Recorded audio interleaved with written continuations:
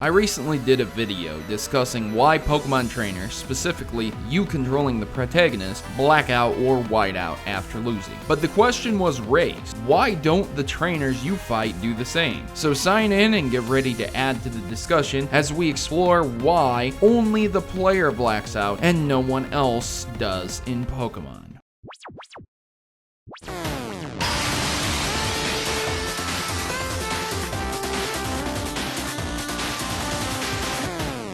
There are several reasons for why no one but the player blacks out in Pokemon. At first, many people said it's because most trainers do not have all their Pokemon in a battle, as every trainer you fight does not have 6 Pokemon. Within game logic, trainers can only have 6 Pokemon. There are very few instances of trainers having more within the anime series, but outside some ridiculous glitches, you and trainers only have 6 Pokemon within every game series. That's it, right? Trainers keep some Pokemon back so they don't black out, right? Well, no, that's not true. There is a running joke where a trainer always has 6 Magikarps in almost every game, showing that yes, indeed, there are trainers with 6 Pokemon. And then there's Blue at the end of Generation 1, again showing that yes, there are trainers with 6 Pokemon. After Blue's defeat, he leaves the Poke League. He doesn't black out, proving that trainers do not have to black out after losing. Now, the question remains, why don't NPCs, non-playable characters, why don't those NPCs faint? Put simply, you're inside a video game.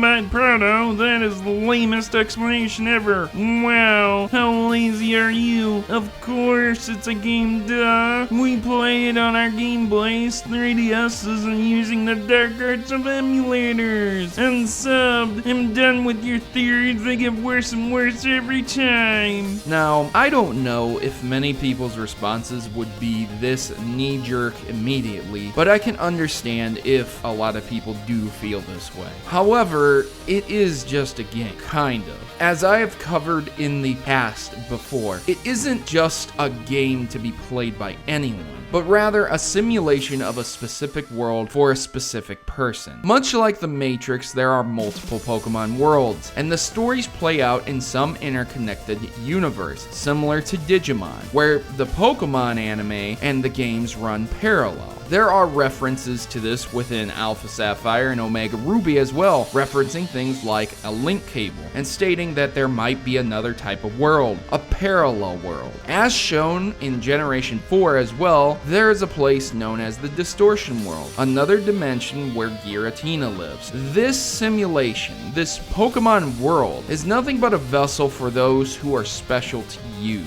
How else can it be explained the use of a Game Shark, the Glitch Dimension, or Lance having a Dragonite with Barrier? And this is why NPCs do not black out. This is why NPCs do nothing. They do not sleep. They do not do anything but a small, short set of commands and movements. They are nothing more than a stepping stone to uplift those players capable of bending those rules. And since you, the player, are one of those special characters, using a device like a Game Shark would essentially make you god of that world. But even without it, Generation 1 has many glitches, which cannot be explained other than pointing at the games and saying it's just some kind of computer simulation. Perhaps Lance was someone who knew about the game, and maybe Blue as well, and we just happen to control Red. With that said, I hope you guys enjoyed my thoughts on this theory, and perhaps you have a better explanation and answer for everyone. So please, remember to like if you did enjoy this, and I've been your host, Protomario, and I'm signing out. As always, good gaming, and God bless.